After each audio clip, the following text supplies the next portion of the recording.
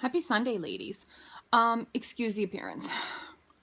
I have my evening mask on, even though it's only like, midday, but it's Sunday. I have nowhere to be.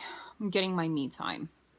I know I kind of look like a horror film character, but it's fitting considering tomorrow's Halloween, so we'll just run with it.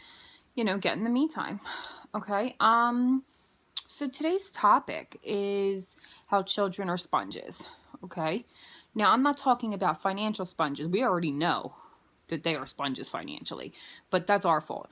You give birth to a child, you adopt a child, you care for a child. That's something you signed up for, so you need to be prepared that, yeah, of course they're sponges because they rely on you. Okay, that's what I'm not talking about that. I'm talking about how their brains are sponges. It's really amazing how children interpret what they hear around them and how they explain it to other children. It's quite amazing. So earlier this week when I was at work, I was listening to two children have a conversation, and it kind of stopped me in my tracks. It was a small boy. He was building chicken nuggets on his tray. And I wasn't thinking anything of it at that point. But then I realized that he was started to explain to the child next to him what he was doing. So I kind of stood back off and was listening. And he says, "Do you see what I'm doing here?"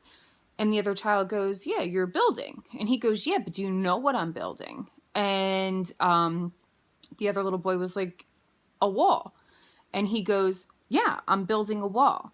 And he goes, "See, this side of the wall I can stay on because I am a legal citizen." He goes, "But some of my family is going to have to be on this side of the wall,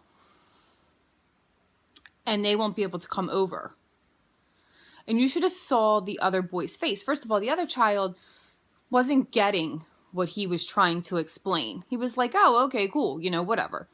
But the other child was trying to express a conversation that must have happened in his home, that some will stay and some will go. And it kind of took me back for a minute because I was like, wow, I'm like, we don't give kids enough credit. We don't realize how much they're listening to and how things affect them. I'm not sharing this story as a political insult on either party. I'm not. My point is that we have to be careful of the conversations that we're having around our children because they're clearly listening. And I don't think we give them enough credit, and we don't realize how our words can affect or scare a child. Even if you are, giving your child the most loving home, a simple conversation between you and your spouse, you and your partner, or you and another family member, that child is listening to some degree. So my point is be careful of how deep your conversations are around your children because you don't know what they're listening to. You don't know how much they're processing. And lastly, you don't know how it's affecting them. So anyway, topic of the day, ladies.